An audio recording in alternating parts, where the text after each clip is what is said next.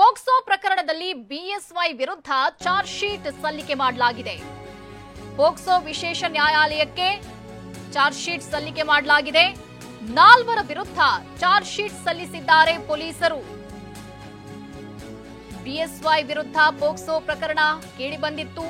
ಈ ಆರೋಪ ಪ್ರಕರಣ ಕೂಡ ದಾಖಲಾಗಿತ್ತು. ಇದೀಗ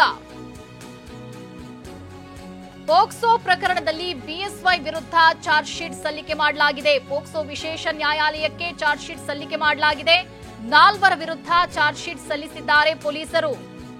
ಚಾರ್ಜ್ ಶೀಟ್ನಲ್ಲಿ ಹಲವು ಅಂಶಗಳನ್ನು ಕೂಡ ಉಲ್ಲೇಖ ಮಾಡಲಾಗಿದೆ.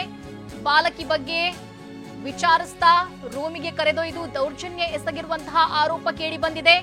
ಅಪ್ರಾಪ್ತೆಯೊಂದಿಗೆ ಅನುಚಿತ ವರ್ತನೆಯ ಬಗ್ಗೆ ಚಾರ್ಜ್ ಶೀಟ್ನಲ್ಲಿ ಉಲ್ಲೇಖ ಮಾಡಲಾಗಿದೆ. ಬಾಲಕಿ ಪ್ರತಿಭಟಿಸಿದಾಗ ಹಣ ನೀಡಿರೋದಾಗಿ ಆರೋಪ ಕೇಳಿಬಂದಿದೆ. ಘಟನೆ ಬಗ್ಗೆ ಬಾಲಕಿ ತಾಯಿಯಿಂದ ಈ ಬಗ್ಗೆ ಫೇಸ್ಬುಕ್ ಪೋಸ್ಟ್ ಮಾಡಲಾಗಿತ್ತು. ಪೋಸ್ಟ್ ಮಾಡಿದ್ದ ವಿಡಿಯೋ ಡಿಲೀಟ್ಗೆ 3 ಯತ್ನಿಸಿದ್ರು. YM Arun, M Rudresh, G ಮರುಸ್ವಾಮಿಯಿಂದ ಡಿಲೀಟ್ ಮಾಡೋದಿಕ್ಕೆ ಒತ್ತಡ ಹೇರಲಾಗಿತ್ತು. ಮಹಿಳೆಯನ್ನ ಕರೆತಂದು ವಿಡಿಯೋ ಡಿಲೀಟ್ ಮಾಡಿಸಿದ್ದಂತಹ ಆರೋಪ ಇದೀಗ ಕೇಳಿಬಂದಿದೆ. 4 ವಿರುದ್ಧವೂ ಇದೀಗ ಚಾರ್ಜ್ ಶೀಟ್ ಸಲ್ಲಿಸಿದ್ದಾರೆ ಪೊಲೀಸರು. ಬೆಂಗಳೂರಿನ ಪೋಕ್ಸೋ ವಿಶೇಷ ಕೋರ್ಟ್ಗೆ ಚಾರ್ಜ್ ಶೀಟ್ ಸಲ್ಲಿಕೆ ಮಾಡಲಾಗಿದೆ. ಪೋಕ್ಸೋ ಪ್ರಕರಣಕ್ಕೆ ಸಂಬಂಧಪಟ್ಟಂಗೆ ಚಾರ್ಜ್ ಶೀಟ್ನಲ್ಲಿ ಹಲವು ಅಂಶಗಳನ್ನ ಉಲ್ಲೇಖ ಮಾಡಲಾಗಿದೆ. ಖಾಕಿ ಇದೀಗ ಉಲ್ಲೇಖ ಮಾಡಿರುವಂತದ್ದು. ಅದರಲ್ಲಿ ಬಹಳ ಮುಖ್ಯವಾಗಿ ಬಾಲಕಿ ಬಗ್ಗೆ ವಿಚಾರಿಸ್ತಾ ಆಕೆಯನ್ನ ಬಿಎಸ್ವೈ ರೂಮ್ಗೆ ಕರ್ಕೊಂಡು ಹೋಗಿದ್ದಾರೆ. ಕರ್ಕೊಂಡು ಹೋಗಿ ಅಲ್ಲಿ ದೌರ್ಜನ್ಯ ನಡೆಸಿದ್ದಾರೆ. ಅಪ್ರಾಪ್ತೆಯೊಂದಿಗೆ ಅನುಚಿತವಾಗಿ ವರ್ತನೆ ನಡೆಸಿದ್ದಾರೆ ಅನ್ನೋದಾಗಿಯೂ ಕೂಡ ಉಲ್ಲೇಖ ಮಾಡಲಾಗಿದೆ. ಜೊತೆಗೆ ಬಾಲಕಿ ಪ್ರತಿಭಟಿಸಿದಾಗ ಆಕೆಗೆ ಹಣ ನೀಡಿರುವಂತಹ ಆರೋಪವೂ ಕೇಳಿಬಂದಿದೆ.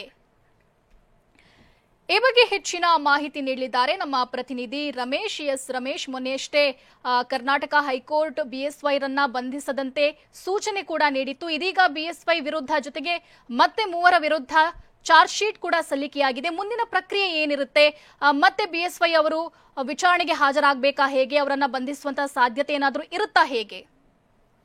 ಶುಭಶ್ರೀ, ಈಗಾಗಲೇ ಬಿ ಎಸ್ ಯಡಿಯೂರಪ್ಪನವರಿಗೆ ಈ ಕೇಸ್ನಲ್ಲಿ ಮಧ್ಯಂತರ ನಿರೀಕ್ಷಣಾ ಜಾಮೀನು ಸಿಕ್ಕಿದೆ. ಒಂದು ವೇಳೆ ಕೋರ್ಟ್ ಏನಾದರೂ ಅಂತಿಮವಾಗಿ ಕೂಡ ನಿರೀಕ್ಷಣಾ ಜಾಮೀನನ್ನು ಮಂಜೂರು ಮಾಡಿದ್ರೆ ಆಗ ಯಾವುದೇ ಬಂಧನದ ಭೀತಿ ಇರೋದಿಲ್ಲ.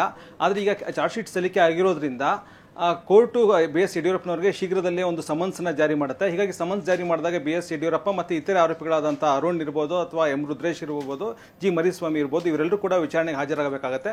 ವಿಚಾರಣೆಗೆ ಹಾಜರಾಗಿ ಕೋರ್ಟ್ನ ಒಂದು ಪೋಕ್ಸೋ ಕೇಸ್ನ ವಿಚಾರಣೆಗೆ ಒಳಪಡಬೇಕಾಗತ್ತೆ. ಅದಾದ ನಂತರ ಕೋರ್ಟ್ ಏನಾದರೂ ಶಿಕ್ಷೆ ವಿಧಿಸಿದ್ರೆ, ಅಂದರೆ ಕೋರ್ಟ್ನಲ್ಲಿ ಇದು ಆರೋಪಗಳು ಸಾಬೀತಾದರೆ, ಯಾಕಂದರೆ ಈಗ ಪೊಲೀಸ್ ಚಾರ್ಜ್ ಶೀಟ್ನಲ್ಲಿ ಎಲ್ಲ ಅಂಶಗಳು ಸತ್ಯ ಅಂತೇಳಿ ಚಾರ್ಜ್ ಶೀಟನ್ನು ಸಲ್ಲಿಸಿದ್ದಾರೆ.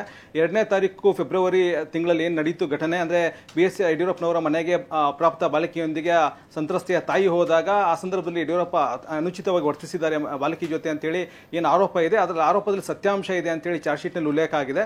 ಜೊತೆಗೆ ಈ ಒಂದು ವಿಡಿಯೋ ಏನಿತ್ತು, ಅಂದರೆ ಘಟನೆಯ ವಿಡಿಯೋ ಅಲ್ಲ, ಬದಲಾಗಿ ಅದಾದ ನಂತರ ಆಗಿರುವಂಥ ಸಂಭಾಷಣೆಯ ವಿಡಿಯೋ ಏನಿತ್ತು ಅದನ್ನು ಬಾಲಕಿಯ ತಾಯಿ ಫೇಸ್ಬುಕ್ನಲ್ಲಿ ಅಪ್ಲೋಡ್ ಮಾಡಿರ್ತಾರೆ. ಅದನ್ನು ಇವರು 3 ಜನ ಅದನ್ನು ಡಿಲೀಟ್ ಮಾಡಿಸಿರ್ತಾರೆ. ಮೊಬೈಲ್ನಲ್ಲಿರುವಂಥ ವಿಡಿಯೋವನ್ನು ಕೂಡ ಡಿಲೀಟ್ ಮಾಡಿಸಿರ್ತಾರೆ ಅನ್ನುವಂಥ ಆರೋಪ ಇದೆ.